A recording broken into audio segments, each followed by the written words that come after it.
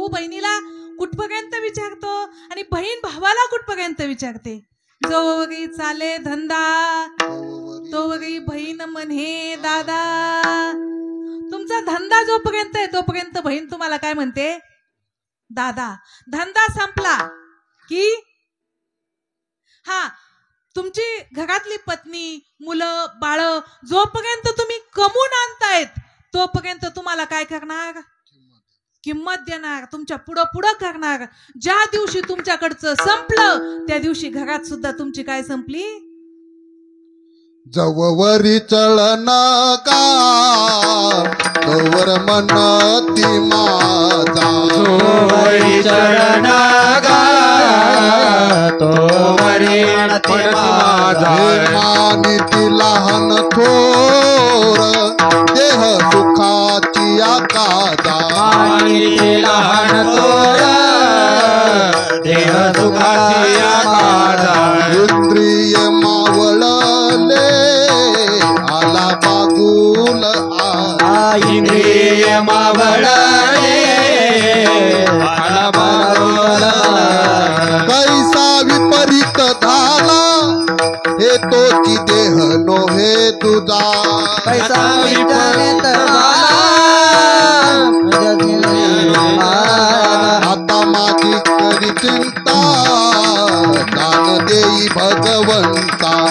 पाठीपोटी नाही कोणी कोणी कोणी निर्मित जन. आता माझी करी चिंता दान देई भगवंता. पाठीपोटी नाही निर्मित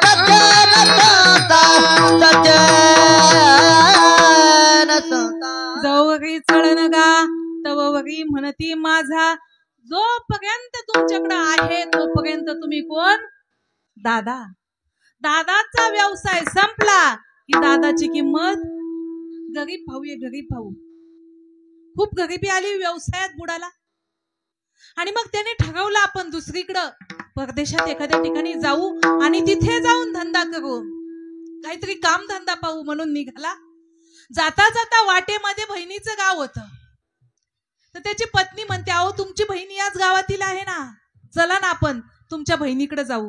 तर तो म्हणतो, ही आपली परिस्थिती अशी, आपल्याला ओळख देते की नाही, तिची बंगला गाडी माडी जरीची साडी ओळख देते की नाही. ती म्हणली, चला हो तुमच्या बहिणीला लई दिवस झालं मी बोलले नाही, चला एकदा जाऊच. ते म्हणला, तू म्हणती तर चल, पण तिथं जर गेल्या अपमान झालं ना तर बघतो. आणि हे आलेल्या बहिणीने पाहिलं दुसऱ्या मजल्याहूनच की लगेच खाली जे नोकर चाकर होते त्यांच्याकडून निरोप पाठीला, माझी बहीण भाऊ जाईन भाऊ आलेले आहेत म्हणे, त्यांना जागा जनावरांच्या गोठ्यात द्या. तिला म्हणला, बघ तुला मी सांगितलं होतं ना, तो नाही ऐकलं, बस आता गपचूप जनावरांच्या गोठ्यात. गोठ्यात बसले. रात्रीचे 9 वाजले, 10 वाजले, 10:30 वाजता शिळे पाके तुकडे आणि ठ्याचा त्यांच्यापाशी आला. तो म्हणला, आता गप गुमानी खा, गलती केली गप गुमानी खा, रात्रभर काढू आणि मग पुढच्या प्रवासाला निघू. शिळे तुकडे ठ्याचा काय ते खाल्लं, सकाळी निघाले. जेव्हा तो परदेशात गेला, थोडंफार काम केलं, थोडेफार पैसे आले, स्वतःचा बिझनेस टाकला. भाग्यात जग असेल ना तर कुठून पण येतं, आणि भाग्यात जग नसेल तर जातही. त्याच्या मनात आलं तर श्रीमंताचा गरीब एका दिवसात होतो आणि गरीबाचा श्रीमंत सुद्धा एकाच दिवसात होतो.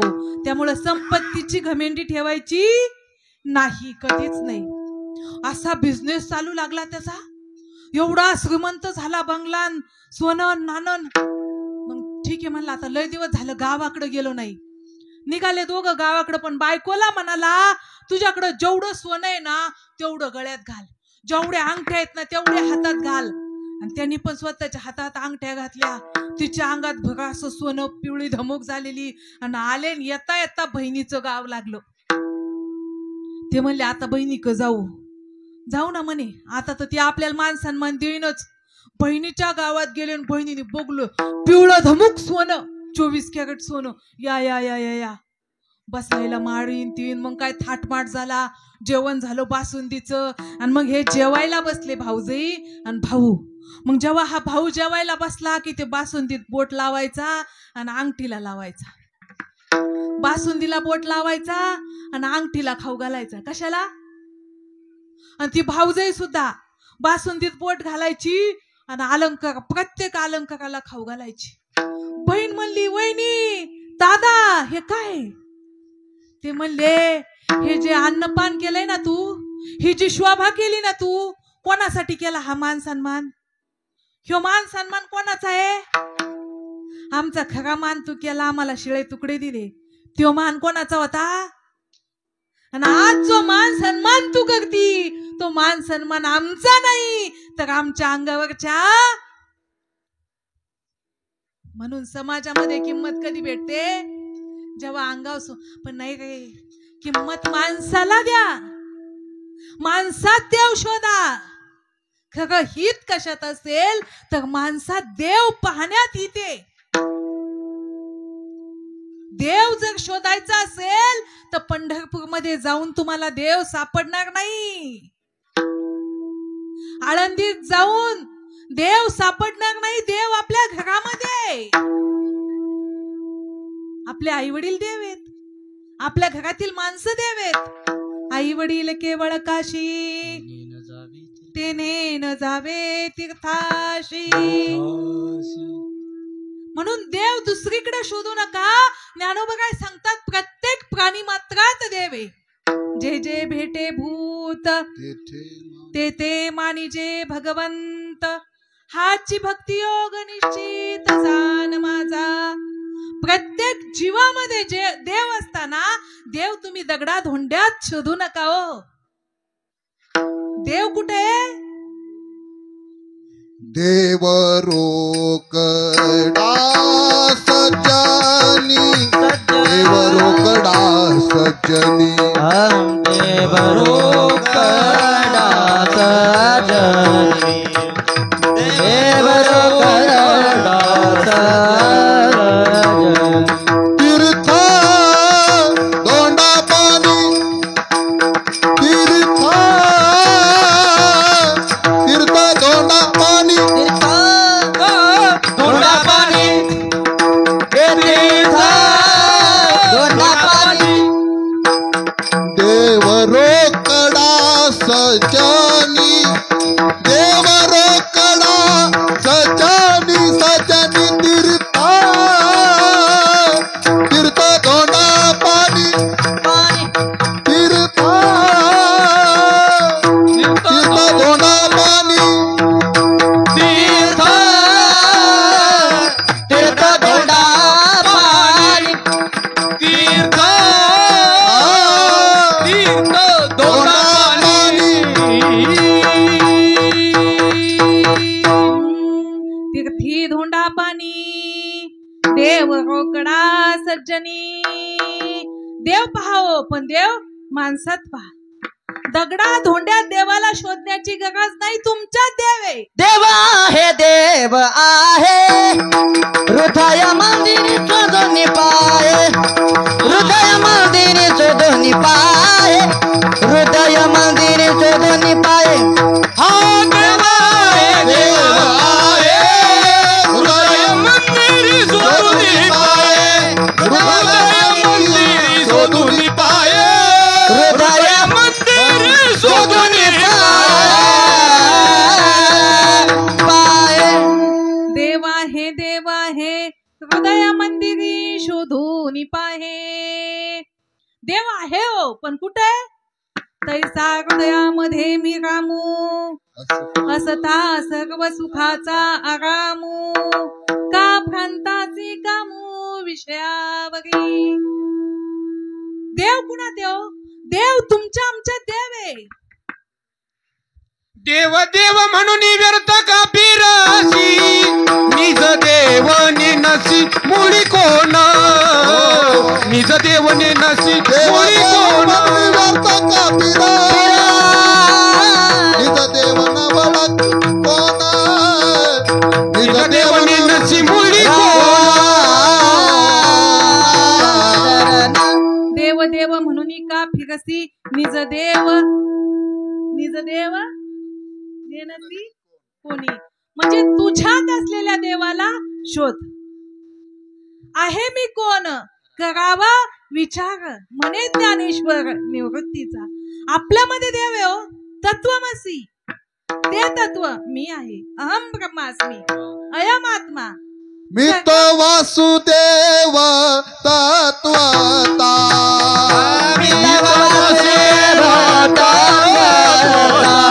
गळ येईल विचारिता.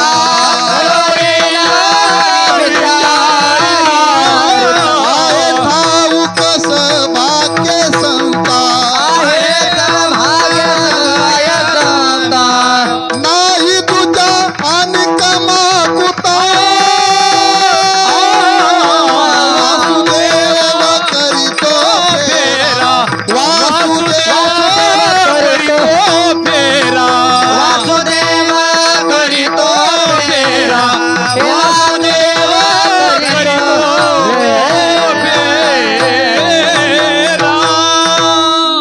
मी तो वासुदेव तत्वता. कळो येईल विचारिता. सर्वस्य चाहम हृदि सन्निविष्टो. मत स्मृती ज्ञानमपोहनञ्च. वेदेष्ट सर्वे गहमेव वेद्यो. वेदांत कृद्वेद विदेव चाहम्. एकवी सर्वांच्या हृदय देशी मी अमुक आहे ऐशी. जे बुद्धीस फुगे अग्निशी ते वस्तुगा मी. प्रत्येकाला काय वाटतं मी अमुक आहे, मी अमुक आहे. अरे पण तू अमुक आहे अशी बुद्धी तुझ्या अंतःकरणामध्ये जी स्फुरते ना, ती वस्तू सुद्धा कोण आहे? देव आहे. देवाशिवाय हे जगत नाहीच आहे. हे संपूर्ण जगत म्हणजेच कोण आहे? देव आहे, ईश्वर आहे. जगनो हे अवघा जनार्दन. म्हणजे देव काय माणसातच आहे असं मला सांगायचं नाही. देव कुत्र्यात आहे, देव मांजरात आहे, देव डुकरात आहे. प्रत्येक प्राणी मात्रामध्ये काय आहे? तो देव आहे. आणि हा देव ज्यांनी जाणला ते खरे हिताच्या ठिकाणी काय आहेत? जागे आहेत. अभंगाचं प्रथम चरण. आपुलिया हिता जो असे जागता. आपुलिया हिता जो असे जागता. आपुलिया हिता जो असे जागता. आपुलिया हिता जो असे जागता. आपुलिया हिता जो असे जागता. आपुलिया हिता जो असे जागता. आपुलिया हिता जो असे जागता. आपुलिया हिता जो असे जागता. धन्य माता पिता तयाची या. धन्य माता पिता तयाची या. कुळी कन्या पुत्र होती जे सात्विका. कुळी कन्या पुत्र होती जे सात्विका. कुळी कर्ण पुत्र होती देसा. कुळी कर्ण पुत्र होती देसा. होती देसा. सात्विक. आपुलिया हिता जो असे जागता. धन्य माता पिता तयाचिया. हिताच्या ठिकाणी जाग असणं म्हणजे नेमकं काय? आपला धर्म नेमकं काय सांगतो? त्या धर्माच्या ठिकाणी आपण काय असलं पाहिजे? जाग असलं पाहिजे. आपला जो धर्म आहे तो आपल्या मुलाबाळांना आपण शिकवला पाहिजे. ती माता पिता काय आहेत? धन्य आहेत. मग आपला धर्म काय सांगतो? आपल्या धर्मातील तत्व काय सांगतात? आचार परमो धर्मः. अहिंसा परमो धर्मः. सत्य परमो धर्मः. आणि दया परमो धर्मः. आपल्या धर्मातलं परम तत्व म्हणजे दया. प्रत्येक प्राणी मात्राविषयीची काय आपण असली पाहिजे? दया. आणि ती दया आपण आपल्या मुलांना शिकवली पाहिजे. खरे बाळा, दरवाजामध्ये जर गाय आली तर त्या गायला काय केलं पाहिजे आपण? पोळी चारली. चारतो का तू? आई देते का? मग ही मुलं हुशार आहेत. ह्यांना काय शिकवला? गोसेवा. ह्यांना काय शिकवली? गोसेवा शिकवली. आपल्या घरी अतिथी आला, अतिथीला अगोदर आलेल्या काय द्यावं लागेल? पाणी देता का? नंतर चहा, नंतर जेवण. पण आजकाल झालंय असं, पाहुणा आला की बाई तुंबती की नाही. मग तिला वाटतंय, मालकाला वाटतं आता हे हंबा जर तुंबत असन तर पाहुणा बिग आणायला नको, मग ते तिकडच चहा पाणी पिऊन, है की नाही. मग दया परमो धर्म, अतिथी आला चहा पाणी द्या. दया धर्म, दारात कोणी आलं तर त्याला पोळी द्या, नसतील पैसे तर पोळी द्या, भाजी पोळी द्या, पाणी द्या. याला काय म्हणतात? दया परमो धर्म. त्यानंतर सत्य, सत्य परमो धर्म. सत्य, truth is the best virtue. सत्य हा खरा सद्गुण आहे. आणि तो आपण काय केला पाहिजे? आपल्या शाळेमध्ये लहानपणी तुम्हाला आठवत असेल, आपल्याला एकच सुविचार यायचा नेहमी, आणि नेहमी फळ्यावर तोच सुविचार लिहिलेला असायचा. कोणता? एकच. प्रार्थनेला पण तोच सुविचार यायचा आपल्याला, नेहमी खरे बोलावे. एवढा एकच. सत्यम वद सत्यमेव जयते, म्हणजे सत्याचा कायम विजय होतो. सत्यम वद, बोलायचं असेल तर सत्य बोल. आपल्या मुलांना काय शिकवलं पाहिजे आपण? सत्य बोला, खरं बोला, काहीही असो, पण तुम्ही काय करा? खरं बोला. ज्या दिवशी आपली मुलं खोटं बोलू लागली, लांडीलबाडी करू लागली, चोरी करू लागली, त्या दिवशी समजायचं हा पराजय कुणाचा आहे? कुणाचा आहे? आपला आहे. ज्या दिवशी मूल खोटं बोललं त्या दिवशी दोष मुलाचा नाही, दोष कुणाचा आहे? कोणाचा आहे? ह्या मुलांना काय शिकवलं पाहिजे आपण? हे सत्यच बोललं पाहिजे.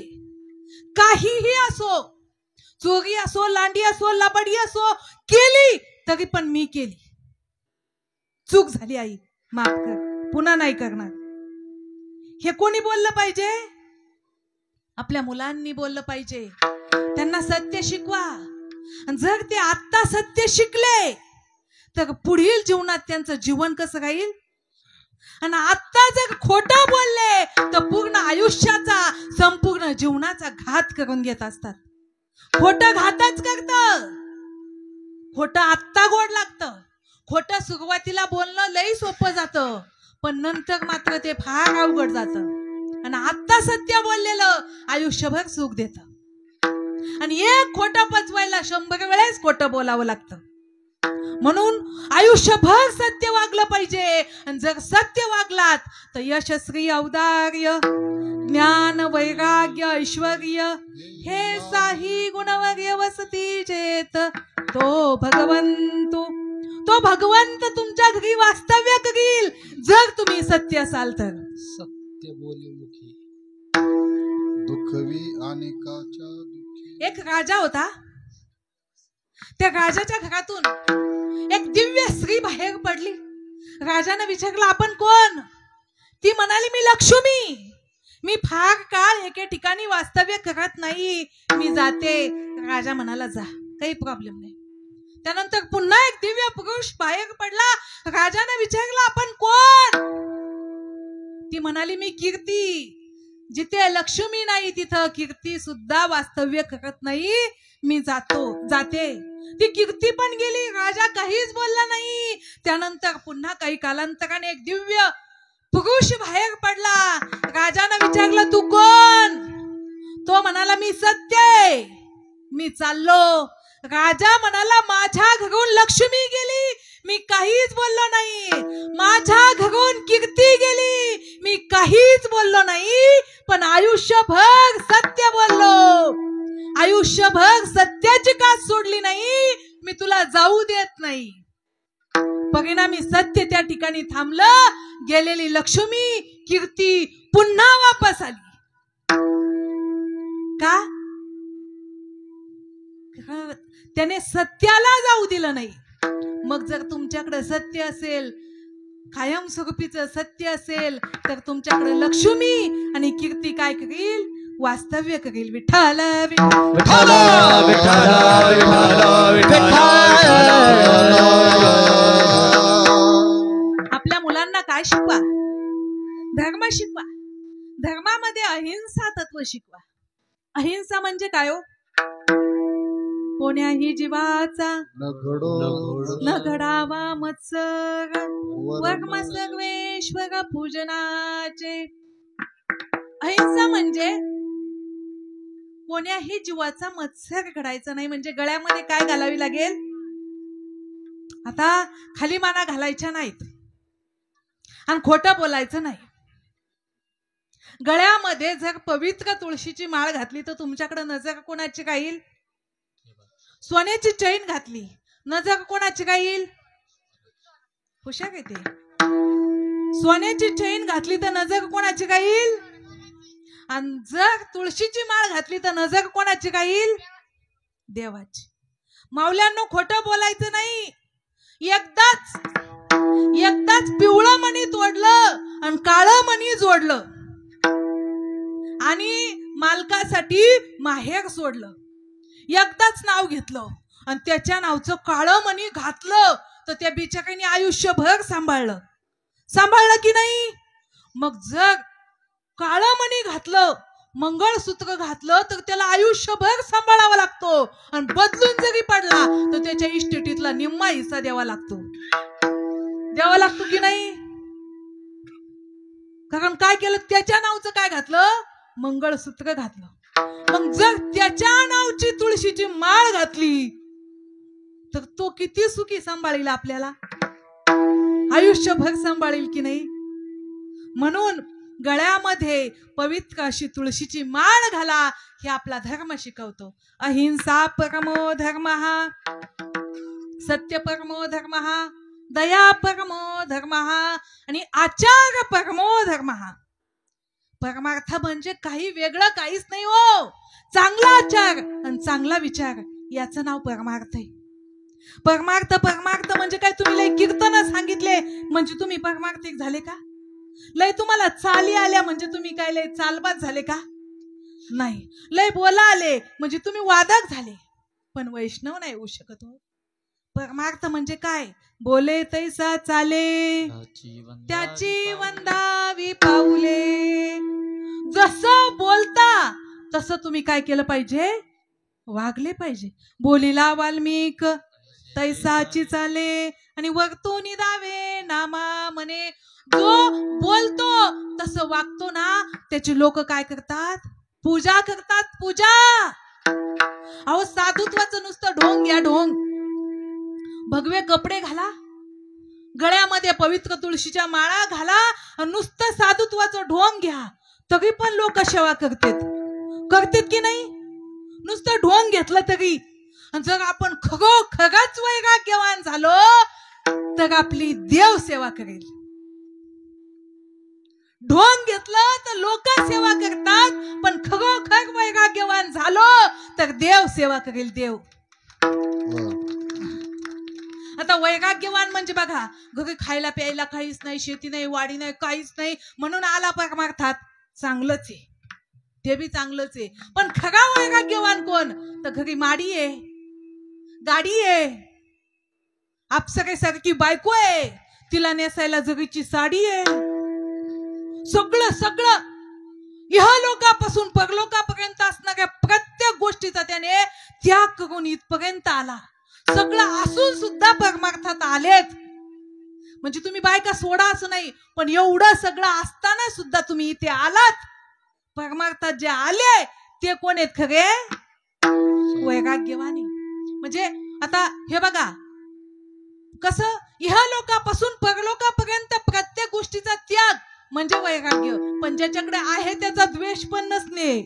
त्याच्याकडे आहे म्हणून तो असा आहे तो तसा आहे, नाही, त्याचं नशीब आहे, त्याचं प्रारब्ध आहे. त्याच्याविषयी द्वेष सुद्धा नसणे आणि कुठल्या गोष्टीची आसक्ती सुद्धा नसणे, याला काय म्हणतात? वैराग्य. आणि परमार्थामध्ये वैराग्याशिवाय ज्ञानाला धर्मोपाय नाही, त्या ज्ञानाला किंमत नाही. म्हणून इथं आल्यानंतर तुमच्याकडे काय पाहिजे? वैराग्य. वैराग्यासोबत ज्ञान. आता ज्ञान मिळवायचं कसं? ज्ञान देणारी पहिली प्रथम गुरु म्हणजे आपली आई. आणि म्हणून सांगते, अडाणी आई आणि घर वाया जाई. पहिले लोक विचारायचे मुलगी कितवी शिकली? विचारायचे हो की नाही. त्यानंतर विचारायचे मुलगी पसंत आहे, देणं घेणं बोला, हो की नाही. नंतर देणं घेणं या वृत्तीमुळे मुलीच कमी झाल्या. आता म्हणते हुंडा नको, काही नको, पण काय द्या, मुलगी द्या. शिकलेली नका का नसन, अडाणी द्या, पण काय द्या. म्हणजे काय झालंय, आई तुमच्या घरातली आई जर सुशिक्षित असेल तर ती 100 शिक्षकांच्या बरोबरीने असते. म्हणून घरातील आई, घरातील जी सून आहे, तुमची मुलगी म्हणणारी आहे, तिला सुशिक्षित बनवा. आपल्याला सांगायचंय, कुळी कन्या पुत्र होती जे सात्विक. तुमची मुलगी कॉलेजला निघाली दादा, मुलगी कॉलेजला निघाली तर तिच्या कपाळाला काय असलं पाहिजे, लावते का, नाही लावू द्या कुंकू, पण टिकली का व्हायना पाहिजे. ती आपली संस्कृती आहे. आणि नसन लावत तर तिला अहिल्या, द्रौपदी, सीता, तारा, मंदोदरी शिकवा, सांगा. ही काळाची गरज आहे, काळाची गरज आहे. सोन्या शाळेत निघाला, आई काय म्हणते, ओ सोन्याला 5 रुपये द्या. सोनी कॉलेजला निघाली, आई म्हणते, ओ सोनीला 100 रुपये द्या. काय म्हणते आई, दिले सोनीला 100 दिले, सोन्याला 5 दिले. आता शेवटी चलतं का काही, ह्या प्रॉपर्टी पुढं तुमचं काही चलतं का, काहीच चलत नाही. सोनी कॉलेजला जाती, ओ सोनीला ऑनलाईन अभ्यास करायचा आहे, सोनीला मोबाईल द्या. बाप म्हणतो रे मोबाईल घ्यायला एवढे पैसे नाही, पण ती म्हणत नाही, पोरीला मास्तरनी ऑनलाईन अभ्यास पाठीत येत, तिला काय पाहिजे, मोबाईल पाहिजे. त्याला वाटत आता ही हंबा तुंबली तर काय होईल. मग बाप काय करतो, अँड्रॉइड पीस कोणाला घेऊन देतो, सोनीला घेऊन देतो. सोनी त्या मोबाईल मध्ये रात्रीच्या 11, 1, 2 वाजेपर्यंत काय करती, अभ्यास करती. मास्तर 9ला झोपत आहे, मास्तर कितीला झोपत आहे, 9ला. मग सोनी 1 वाजेपर्यंत काय करती. आणि आई अख्या गल्लीत सांगती, बाई माझी सोनी लय अभ्यास करते बाई, रातच्या 1 वाजेपर्यंत जागती, सायन्सचा अभ्यास आहे, सायन्सचा. काय सांगती. शेवटी असं होतं, लाडानी काय होतात, मुलं आपली वेडी होतात, वेडी. म्हणून मुलांचे लाड पुगवावं, पण प्रमाणापेक्षा जास्त लाड नको. मुलीला काम शिकवा, घरातलं संस्कार शिकवा, वळण शिकवा, आणि ह्यांना सुद्धा सत्य बोलायचं शिकवा, ह्यांना सुद्धा संघर्ष शिकवा. जीवनामध्ये ज्या मुलांनी संघर्ष केला ना, तीच मुलं जीवनात यशस्वी झालीत. आज शेतकऱ्याची पोरं, आज गरीबाची पोरं चांगल्या चांगल्या पदावरती आहे.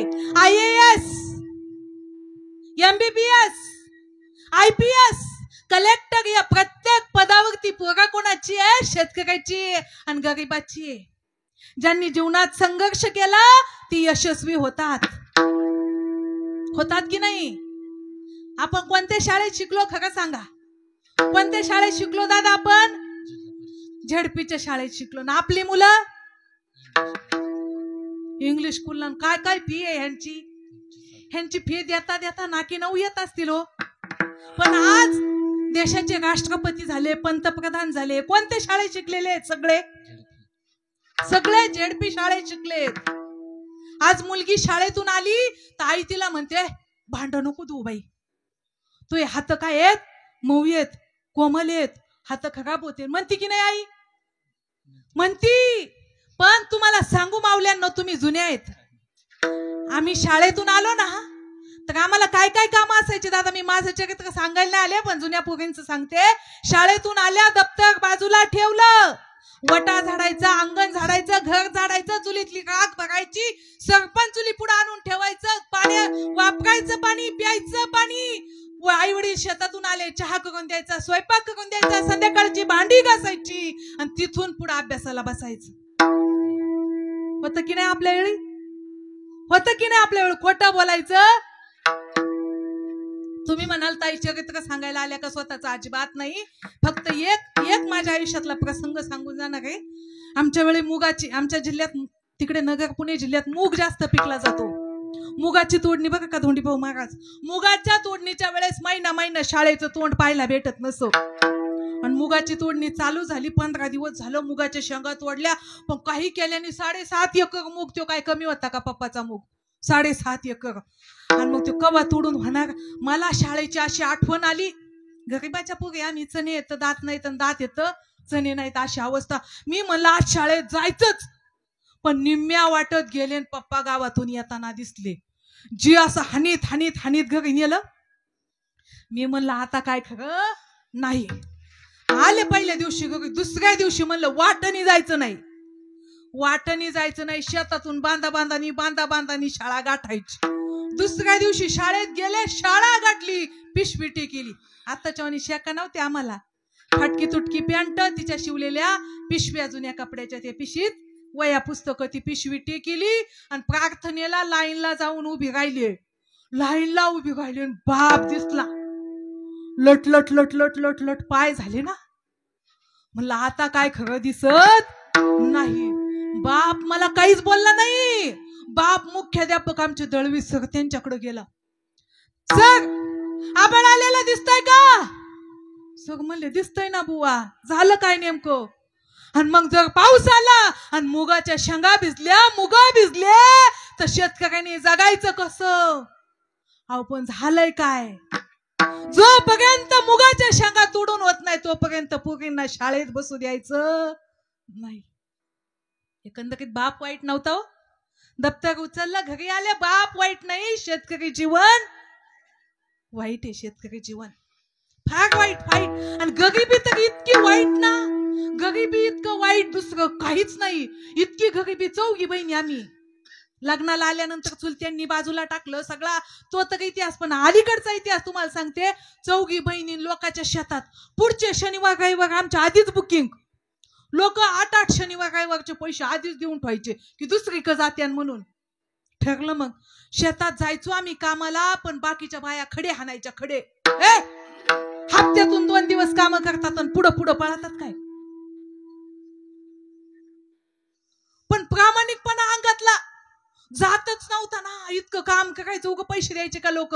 पण गरिबी अशी आहे, संघर्ष शिकवते, संघर्षाच्या पुढचं जीवन शिकवते. म्हणून जीवनामध्ये ज्यांनी संघर्ष केला ते यशस्वी झाले. तुम्ही मुलाला 5 द्या नाही 500 द्या, माझं काही म्हणणं नाही, पण त्याला संघर्ष शिकवा. पैसे कमवायचे त्याला काय शिकवा? किंमत शिकवा. विठ्ठल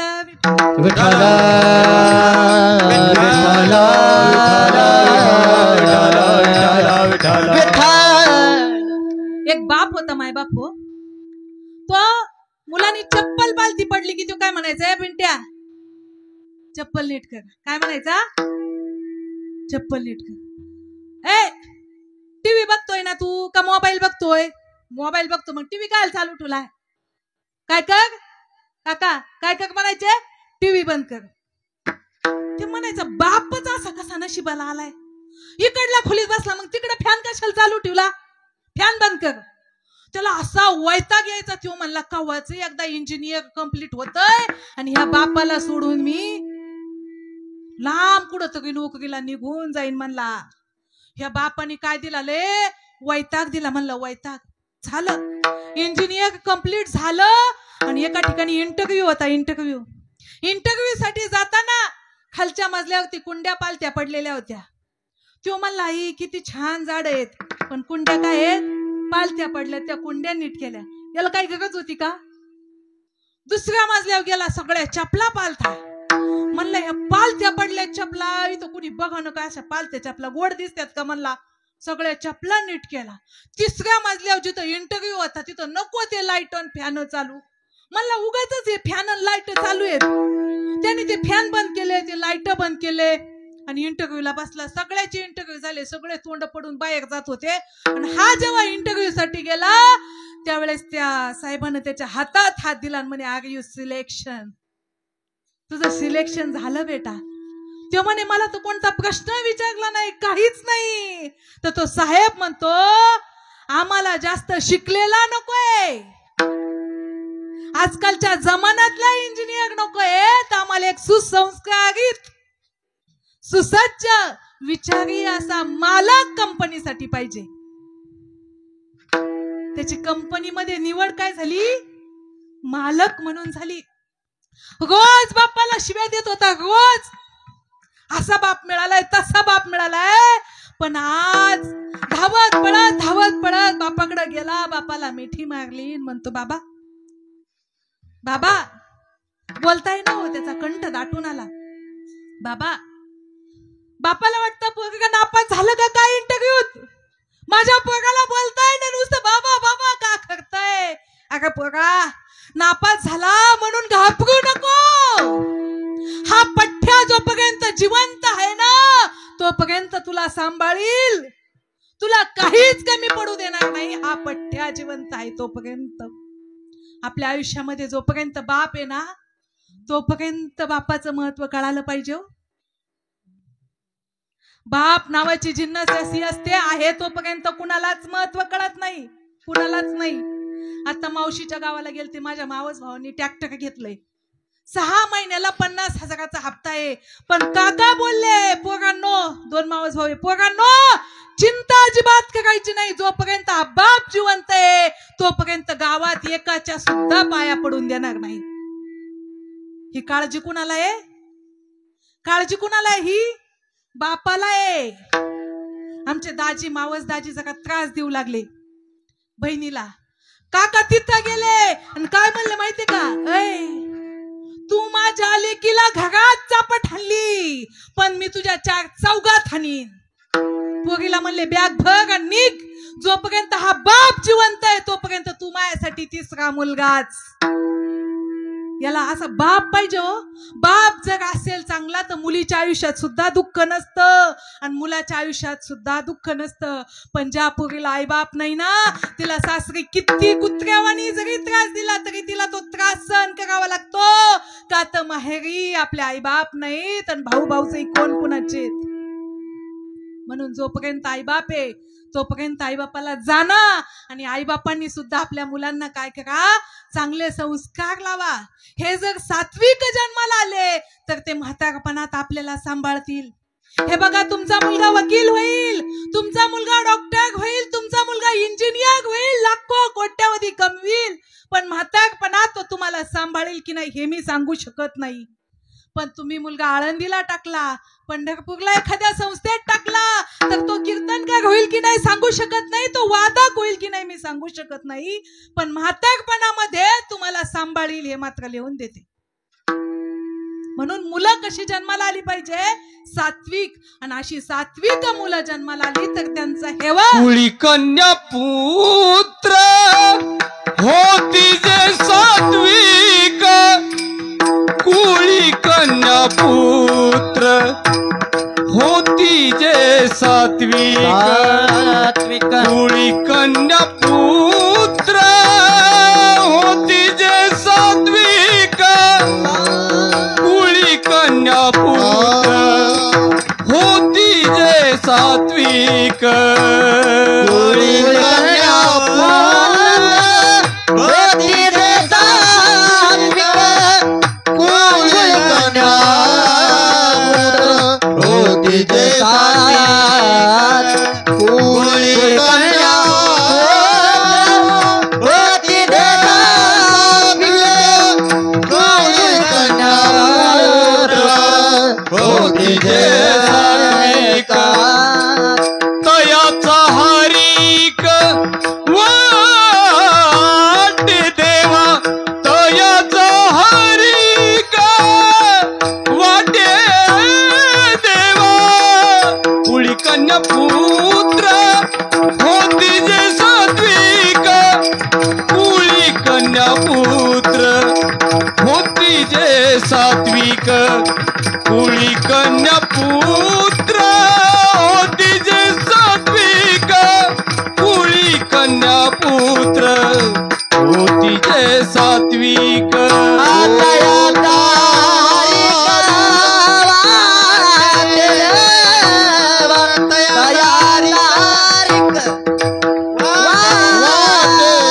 कुळी कन्या होती जे सात्विक.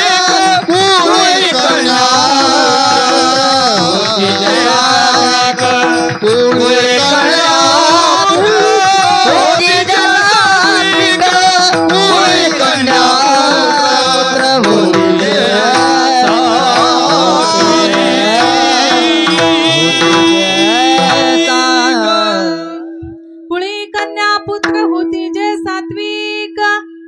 तयाचा हरेक वाटे देवा.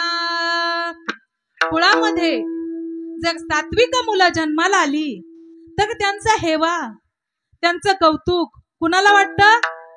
देवाला वाटतं. देव असा आहे पहा, देव आपल्याला काहीच देत नाही आणि देवाकडून अपेक्षा पण बाळगायची नाही. जे काही भेटतं आपल्याला ते आपल्या कर्माचं फळ भेटतं. देवाची भीती कधीच बाळगायची नाही. भीती बाळगायची पण आपल्या कर्माची.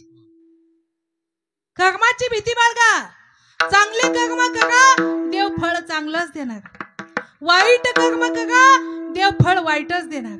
आंबे लावा, काय लागतील की बाळा? आंबे लावल्या झाडाला काय लागत? चिंचा लावल्या, भाबळी लावल्या, काटे काटे. वा, जे पेरलं तेच उगवणार, हो की नाही? हे बघा, एक वेळ अशी आलती, भगवान श्रीकृष्णाचं बोट कापलं. बोट कापल्यानंतर 16,108 जवळ होत्या हो, भर जगीची साडी नेसलेल्या. कोण 16,108? बायका. पण बोट कापल्यानंतर त्या बोटाला धागा बांधण्यासाठी साडीचा पदर कोणी फाडला? द्रौपदीने. पटकन साडीचा पदर फाडला आणि बोटाला गुंडाळला. देव असा आहे, केलेल्या फक्त कर्माचं फळ देतो, तो स्वतःहून काहीच देत नाही. मग ज्यावेळी दुःशासनानं द्रौपदीला फरफडत उडीत भर सभेमध्ये आणलं, दुर्योधनाच्या सांगण्यानुसार द्रौपदीचा वस्त्र हगाना करू लागला, त्यावेळी त्या बांधलेल्या बोटाला जी चिंदी बांधली होती त्या चिंदीला 999 धागे होते. देवाने 999 वेळेस वस्त्रावतार घेतला. किती वेळेस? 999 वेळेस. आणि मग तिचे ते धागे संपले. मग 1000वा स्वतःचाच काय दिला? सहस्रवरी दे तू सर्वस्व आपुले. आपलं सर्वस्व धोतरच काढून कोणाला दिलं? द्रौपदीला. भीष्माचार्य म्हणतात, हे दुःशासना थांब, तो देवाचा पितांबर आहे. हात लावशील तर जळून खाक होशील, भस्म होशील. हात लावू नको. दुःशासन बाजूला सरला आणि द्रौपदीची इज्जत कोणी वाचवली? देवानं वाचवली. देव काहीच देत नाही. आपण जे केलं त्या कर्माचं फळ कोण देतो? जसं कर्म आहे तुमचं तसं फळ कोण देणार? केले कर्म झाले त्याची भोगाली. जे तुम्ही कर्म केलंय त्याचं फळ कोण देणार? म्हणून घाबरायचं कशाला पोरांनो? कर्माला. हे बघा, वाईट वागलात तर शेवट सुद्धा कसा होणार? चांगलं वागायचं कशासाठी? तर शेवटचा दिवस गोड व्हावा. शेवटचा दिवस गोड व्हावा वाटत असेल तर आजपासूनच चांगलं वागायला सुरुवात करा. आणि शेवट वाईट व्हावा वाटत असेल तर आजपासूनच दुर्योधन व्हा. दुर्योधन म्हणजे कोण? ज्याची दुसऱ्याच्या धनावर नजर तो, आणि ज्याची दुसऱ्याच्या राष्ट्रावर नजर तो धृतराष्ट्र. दुसऱ्याचं मला भेटावं, दुसऱ्याचं मला भेटावं असं ज्यावेळी वाटतं त्यावेळेस महाभारत घडतं, आणि आपलं असून दुसऱ्याला द्यावं वाटतं तेव्हा रामायण घडतं. राज्य दुसऱ्याचं होतं पण भेटावं कुणाला वाटत होतं? सगळं मला. अहो, देवानं सांगितलं जास्त नाही, 5 भाऊ आहेत. 5 भाऊन किती गावं दे? 5 गावं दे. 5 भावांना किती गावं दे? 5. नाही नाही म्हणला, सुईच्या टोकावर बसेल ना इतकं सुद्धा देणार नाही. शेवटी काय झालं? युद्ध झालं. अखंड ब्रह्मांडाचा सम्राट होता, ज्याला 100 भाऊ होते, तो तलावाच्या काठी पाणी पाणी पाणी पाणी करत मेला. शेवट काय झाला? शेवट वाईटच. आणि शेवट हे बघा, वाईट माणसाचं चालतं कधी? वाईट माणसाचं तेव्हा चालतं ज्यावेळेस चांगली माणसं त्यांना साथ देतात. वाईट माणसं वाईट कृत्य तेव्हाच करतात जेव्हा चांगली माणसं मोठ्या मोठ्या पदावरची माणसं त्यांना साथ देतात. ज्यावेळी द्रौपदीचं वस्त्रहरण होत होत, काय ताकद होती त्या दुर्योधनाची. पण दुर्योधनाच्या बाजूने कोण होतं? भीष्माचार्य होते, द्रोणाचार्य होते, कृपाचार्य होते.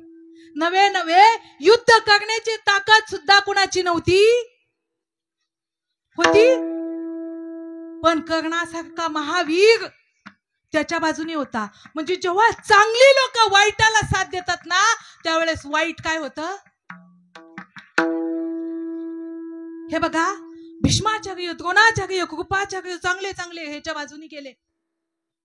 धृतराष्ट्र आंधळा होता, पण पोरांना काय केलं नाही, त्याने दापलं नाही. ज्यावेळी पोरांना दापलं नाही, पोरं काय केले, शेवट त्या दुर्योधनाचा एवढा वाईट शेवट झाला त्या दुर्योधनाचा.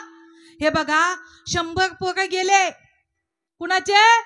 धृतराष्ट्राचे 100 पोरं मेल्याच्या नंतर तो धृतराष्ट्र जेवणा खावण्यासाठी कुणाकडे असायचा? पांडवांकडं. त्या पांडवांतला भीम म्हणायचा, का रे आयुष्यभर आम्हाला त्रास दिला की नाही, आणि म्हातारपणी गिळायला कोणाकडे आलाय? आला की नाही आमच्याकडं. आता तू बहिरा आहे गे, तू आंधळा आहे गे, तुला मी सांगू शकत नाही तू हे पोरं कसे मारले, कोणाची कशी छाती फोडली, कोणाचा कसा गळा दाबला, कोणाची कशी मांडी फोडली, तुला मी दाखवू नाही शकत. पण तुला मी सांगू का, तू हे पोरं कशी मारले. आणि आईन जेवायला बसायच्या टायमाला कोणत्या बापाला पुत्राचं मरण ऐकू वाटन हो? ऐकू वाटन? तो म्हणला याचा भाऊ धर्मराज युधिष्ठिर याला सांगतो याची तक्रार. सांगितली दुसऱ्या दिवशी युधिष्ठिराला, त्या भीमाला काहीतरी समजून सांगणार. जेवायला लागलो कीच काय काय काय काय बोलतो, माझ्या भावाला माझी तक्रार. युधिष्ठिर म्हणला उद्यापासून हे म्हातारा आहे, आपला चुलता आहे, बापासारखा आहे, याला काही म्हणत नको जायचं. तो म्हणला उद्यापासून नाही म्हणत, रात्री सांगतो ना. मग उद्या संपली की संध्याकाळी सांगायला सुरुवात व्हायची. ते वैतागलं आणि एका जंगलात निघून गेलं. आणि त्या जंगलात ज्या जंगलात गेलं त्या जंगलाला आग लागली होती. आग एक तर आंधळ, आणि जंगलाला आग लागली. काय झालं, पळून मेलं. म्हणून वाईटाचा अंत कसा होतो? वाईट होतो. विठ्ठल विठ्ठल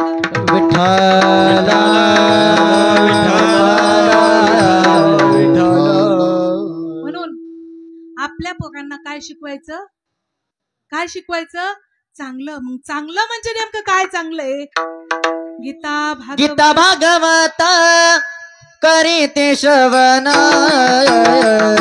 गीता भागवत करीते श्रवण, गीता भागवत करीते श्रवण, गीता भागवत करीते श्रवण, गीता भागवत करीते श्रवण, गीता भागवत करीते श्रवण, गीता भागवत करीते श्रवण, गीता भागवत करीते श्रवण. अखंड कीर्तन विठोबाचे, अखंड कीर्तन राम विठोबाचे, अखंड चिंतन विठोबाचे, अखंड ज्ञान विठोबाचे, अखंड कीर्तन विठोबाचे, अखंड कीर्तन राम विठोबाचे.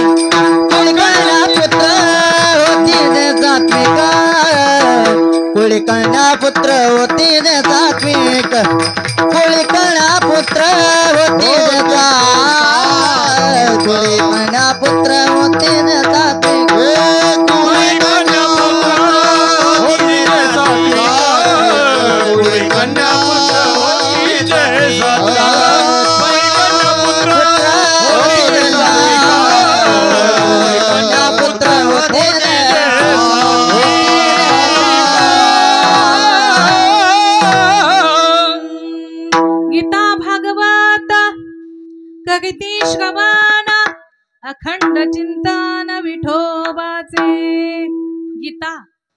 गीता असा पवित्र धर्मग्रंथ आहे जो कुरुक्षेत्रावरती सांगण्यात आला.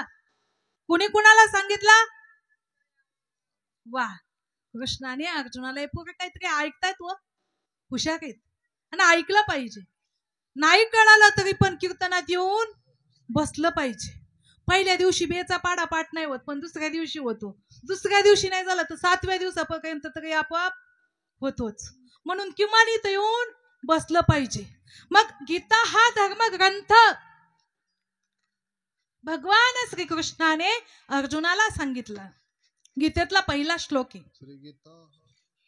गीतेतला पहिला श्लोक आहे आणि तो धृतराष्ट्राने उच्चारला. आता महर्षी व्यास एवढे हुशार, पण पहिला श्लोकाचा अधिकार कुणाला दिला हो? आंधळ्याला दिला. जो आंधळा आहे, धृतराष्ट्र कसा आहे? आंधळा आहे. मग पहिला श्लोक आंधळ्याच्या मुखातूनच का? धृतराष्ट्र आंधळा आहे आणि तुम्ही आम्ही काही डोळ्याच आहेत? डोळ्याच आहेत का? अहो आपण पण आंधळेच आहेत. परमार्थाच्या ठिकाणी आपण काय आहेत? आंधळेच आहे. तुका म्हणे कैसे आंधळे जन गेले विसरून खऱ्या देवा, गेले विसरून खऱ्या देवा, गेले विसरून खऱ्या देवा. तुका म्हणे कैसे आंधळे जन गेले विसरून खऱ्या देवा, गेले विसरून खऱ्या देवा, गेले विसरून खऱ्या देवा.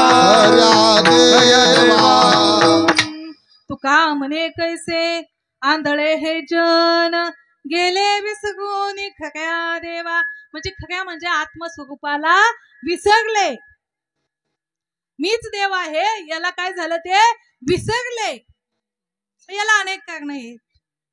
जसं अर्जुन सुद्धा त्या आत्मस्वरूपाला विसरला. तू धरुणी देहाभिमानाते दिठी सुनिया शरीराते, मी मागिता हे मगते मनत्वा हासी. त्या अर्जुनाला मोह झाला आणि त्या अर्जुनासाठी काय सांगितली? मग मोह फक्त अर्जुनाला झाला होता का? तुम्हा आम्हाला सुद्धा मोह आहे. मुलाबाळांचा मोह आहे, संपत्तीचा मोह आहे, पत्नीचा आहे, पतीचा आहे, संसाराचा आहे, गाईचा आहे, म्हशीचा आहे, शेतीचा आहे, बंगल्याचा आहे. मोह आहे की नाही आपल्याला? मग हा मोह अर्जुनाची निव्याजे गीता प्रकाशुनी श्रीराजे, संसारा एवढे थोर ओझे फेडिले जगाचे. अर्जुनाचं निमित्त झालं आणि संसारात जे ओझ होतं, ओझ आपल्या डोक्यावरती, दुसऱ्याचं ओझ आपण काय करतो? आपल्या माथी घेतो. नाही तेची घेता श्री. नको ते ओझ आपण जे डोक्यावरती घेतलं ते ओझ निवारण करण्यासाठी भगवंताने काय केलं?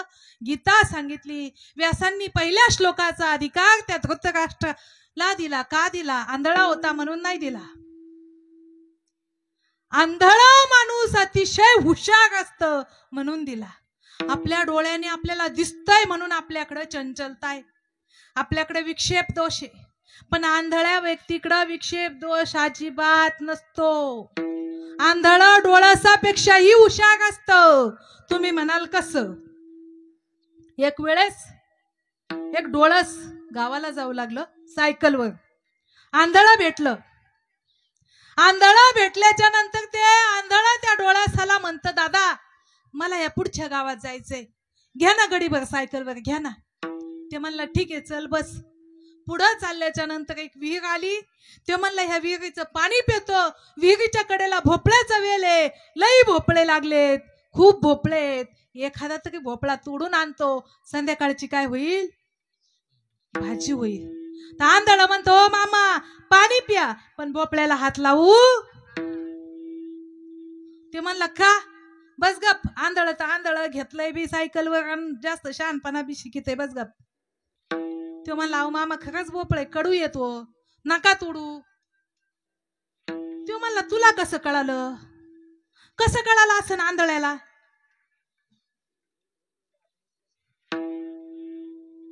कसं कळालं आंधळ्याला? कसं कळालं? जर जर रस्त्याच्या कडेला भोपळ्याचा वेल असेल आणि गोड भोपळे असतील तर लोक ठुतील का? रस्त्याच्या कडेला आंब्याचं झाड असेल आणि लोक येणं जाणं चालू असेल, आंबे ठुतील? मग त्या आंधळ्या हे येड म्हणलं तू बस गप, नेली भाजी केली आणि भाजी काय लागली? कडू लागली. ते म्हणलं आंधळ सांगत होतं ते काय होतं? म्हणून आंधळी माणसं काय असतात? आंधळी माणसं कशी असतात? हुशार असतात. म्हणून पहिला श्लोक कोणाला दिला? ते आंधळ काय म्हणतं माहिती? गीतेच्या पहिल्या श्लोकात, धर्मक्षेत्रे कुरुक्षेत्रे समवेतायुयुत्सवः मामका पांडवाश्चैव किम कुर्वत संजयः. तुमच्या थापेत आणि त्यांच्या थापेत बदल्या, वजनदार पडती दाताची थाप. पण तरी चला आपण सगळ्याला समावून घेणार आहेत, काही प्रॉब्लेम नाही, बसा. तर ते काय म्हणतं? धर्मक्षेत्र जे धर्मालय म्हणजे तेत पांडवानी माझे गेले असती व्याजे झुंजाचे. ज्याला धर्मालय म्हणतात, ज्याला कुरुक्षेत्र म्हणतात, तिथं पंडूची आणि माझी पुत्र युद्धासाठी गेले. त्यांचं काय चाललंय ते मला तू सांग. आता तुम्हाला मी प्रश्न विचारते. मी कीर्तन सांगते, गायक लोक गाताय, श्रोते ऐकतायत, विनेकरी आहे, टाळकरी आहे, चोपदार आहे, सगळे आहेत. आणि इथं एखादं आलं आणि ते म्हणलं तुमचं काय चाललंय सांगा, नाही का येड? पण आता हा प्रश्न विचारतोय, पंडूची माझी मुलं कुरुक्षेत्रावरती युद्ध करण्यासाठी गेलेत, त्यांचं काय चाललंय ते तू सांग. आता काय युद्ध करायला गेल्यावर काय जेवत बसणार आहेत का? युद्धच करतील ना. पण त्या आंधळ्याला असं वाटलं ते कुरुक्षेत्र आहे, ती पुण्यभूमी आहे, त्याला धर्मालय म्हणतात. आणि तिथं गेल्यानंतर पांडवांचं चित्त बदलणार आणि 100% बदलणार आणि ते युद्ध करणार नाहीत. आणि तसंच झालं ना. अर्जुनाच्या चित्तामध्ये करुणा निर्माण झाली. कार्पण्य दोषोपहत स्वभाव पृच्छामि त्वां धर्म सम्मूढ चेता यच्रेयस्य निश्चितं गृहीतं मे शिष्यस्तेऽहं शाधिमां त्वां प्रपन्नम्. देवा, कार्पण्य दोषानं करुणेनं माझं अंतःकरण असं व्यापून गेलंय. देवा, मला काहीच सुचत नाही, काहीच. पण देवा, देव सुद्धा असा लिलाय करी आहे, रथम स्थापूयमेच्युत. अगदी मध्यभागी रथ नेऊन उभा केला आणि दिसले कोण समोर? द्रोणाचार्य, कृपाचार्य. अरे, ज्यांच्या सोबत लढायचंय ते माझे नातेवाईक आहेत. कोणी भावी आहे, कोणी चुलते आहेत, कोणी सासरे आहेत, कोणी गुरु आहे. देवा संत वृंद नमस्कारीचे, का घडे तरी पूजिजे, हे वाचुनी निंदीचे स्वये वाचा. देवा, संतांची पूजा करायची, बघा जाऊ दे, नाही पूजा होऊ दे, पण आपल्या वाचीने निंदा. तैसे गोत्र गुरुवामुचे पूजनीय आम्हा नियमाचे, माझा भाऊत भीष्म द्रोणाचे वर्त तसे. देवा, मला कौरवांचं तरी एक वेळेस काही वाटत नाही रे, पण मला भीष्माचार्य आणि द्रोणाचार्यांचं फार वाईट वाटतं. भीष्माचार्य माझे आजोबा आहेत. त्या आजोबांनी मला हाताला धरून चालायला शिकवलं. त्यांच्या मांडीवर मी लहानाचा मोठा झालो. ते द्रोणाचार्य माझे गुरु आहेत. त्यांनी मला विद्या दिली. मी पार्थ द्रोणाचा केला. येणे धनुर्वेधू मज दिदला, तेने उपकारे काया भारेला वधितया ते. मी पार्थ, मी अर्जुन, यांनी द्रोणाचार्यांनी मला विद्या दिली आणि मला काय केलं? धनुर्धारी बनवलं. त्या द्रोणाचार्यांचा मी वध करू काय? तरी काय मी भस्मासुरू? अर्जुन म्हणे, देवा, माझ्याच्याने हे शक्य होत नाही. मला तुम्हाला एक प्रश्न विचारायचा आहे. अर्जुन युद्धाला भीत होता का?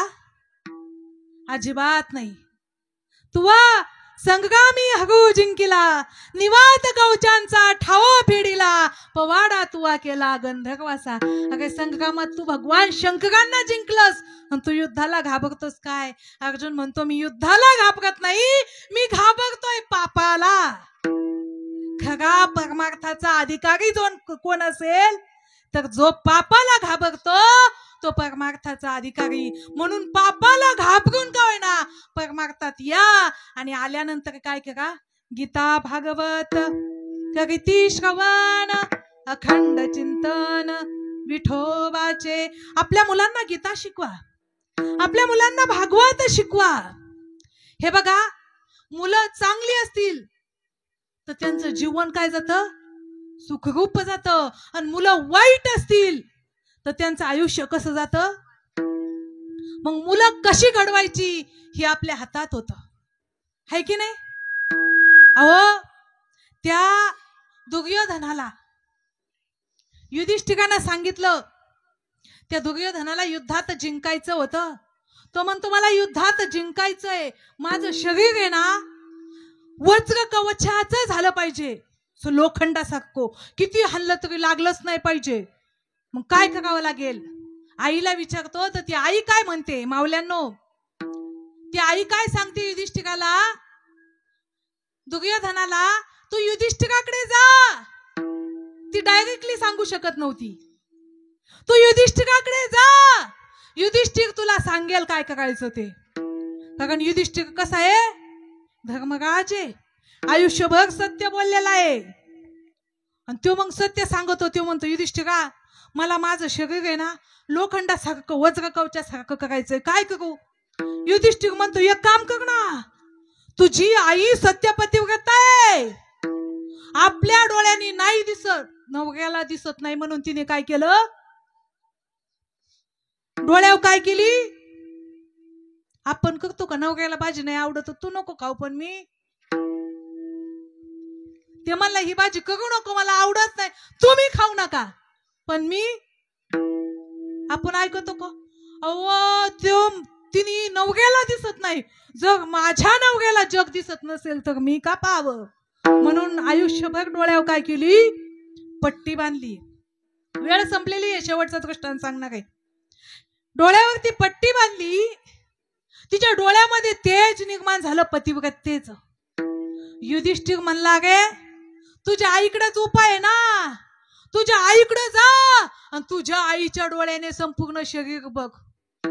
हे निघलं ना लगी पळू पळू. युधिष्ठिर म्हणला माग फिर थांब, तसा जाऊ नको, अंगावर कपडे ठेवू नको, कसा जाय. मग देवाला काळजी पडली ना, याच जग वज्र कवच शरीर झालं तर विजय कुणाचा होईल. देव इकडं पांडवात बसलेला होता अर्जुनापाशी, ए मी निघतो निघतो निघतो. अरे पण चालला कुठं, चाललो काशीला.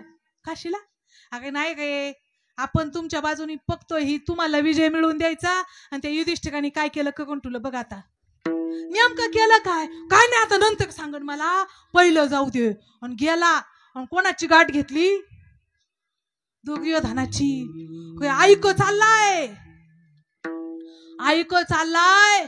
लहान होत तर ठीक होतो, आता तुला नातू आलेत, तू काय लहान आहे का, केवढा मोठा झालाय टोंडगा. देव येतो, तुला लाज वाटते का आईच्या समोर.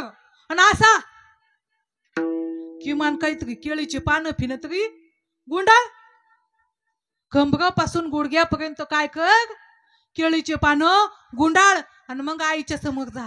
आणि मग ह्यानी काय केलं, ऐकलं ना तेच. पण देव स्वतः देवाचं रूप घेऊन नव्हता गेला कृष्णाचं, देवानी माळ्याचं रूप घेतलं होतं, माळ्याचं, की याच्या बी आपली आयडिया लक्षात नाही आली पाहिजे. मग माळ्याचं रूप घेऊन मग त्यांनी केळीची पानं गुंडाळली, आईच्या समोर गेला, आईने पट्टी खोलली, ते पातिव्रत्याचं तेज त्या दुर्योधनावरती पडलं, त्याचं संपूर्ण शरीर वज्र कवच झालं. पण कंबरेपासून गुडघ्यापर्यंत काय झालं, आई म्हणली अरे तुझा घात केला, घात झाला तुझा. तुला युधिष्ठिराने काय सांगितलं होतं, युधिष्ठिराने सांगितलं तसं चालू नाही, युधिष्ठिरानं सांगितलं तसा तू आला नाही. युधिष्ठिर सत्य बोलणार आहे, युधिष्ठिर कधीच खोटं बोलू शकत नाही. तुला दुसरं कोणीतरी सांगितलं, आई येताना एक माळी भेटला होता, माळी. आणि तो माळी म्हणला एवढा मोठा झालाय, कमरेपासून गुडघ्यापर्यंत काय कर, पानं गुंडाळ. तो माळी मला दाखव, आई म्हणली. माळी दाखिला तर तो माळी नव्हता, कानात कुंडल, गळ्यात तुळशी माळ, तुळशी हार, कमरेवर हात. अरे माळी नाही, साक्षात देव आहे. आणि त्या देवानं तुझा काय केला, घात केला हीच भीमाची गादा उद्या तुझी मांडी फोडन आणि तुझा काय होईल घात होईल आई वडिलाचं मरण सुद्धा लेकरं वाईट असतील तर आई वडिलाला दिसतं म्हणून मुलांना कसं घडवायचं हे कुणाच्या हातात आहे आई वडिलांच्या म्हणून मुलांना असं सात्विक घडवाना गावाला काय सेवा करू वाटेल हो देवाला आपल्या मुलांची सेवा करावीशी वाटली तू पाहिजे का म्हणे माझा घडो त्यांची सेवा तू का म्हणे माझा घडो त्यांची सेवा तुका म्हणे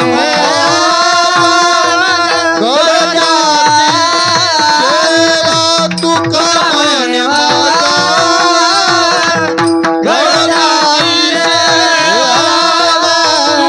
म्हणे माझा घडो त्यांची सेवा तुका म्हणे माझा घडो त्यांची सेवा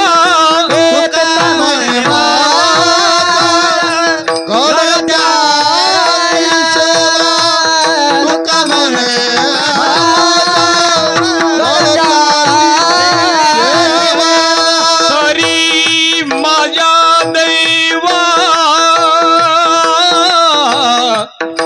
तरी माझ्या दैवा पार नाही क्या बात है. तरी माझ्या दैवा